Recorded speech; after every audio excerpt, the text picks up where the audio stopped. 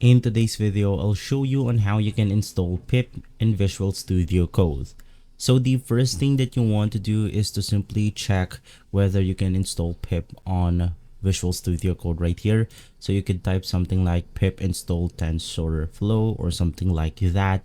And if you have an error, it means that you don't have the ability to install PIP onto our Visual Studio Code. Now to fix that, you want to head over to command prompt on your Windows right here. Now once inside the command prompt, you can just copy the command that I'm going to leave on the description box below, which is going to be this one. Hit on the enter button and it will now download into your computer.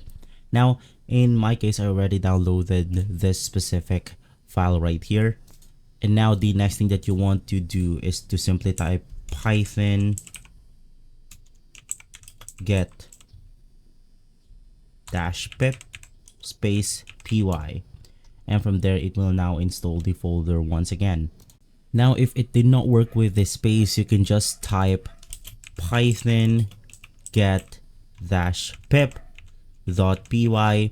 and from there it will now install the Python onto our computer. Now unfortunately, I already have pip installed into my computer, so if I type something like pip help, it will then show up as installed, but in your case it will then look something like this. You just want to copy the path of the installed pip, and from there you then want to type edit environment variables onto your start menu. Click on environment variables, and then you want to head over to the system variables right here.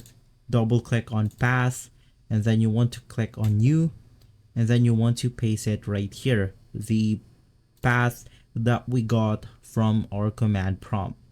And so guys, from there you just want to click on the OK button, click on OK once more, restart your computer, and you are good to go.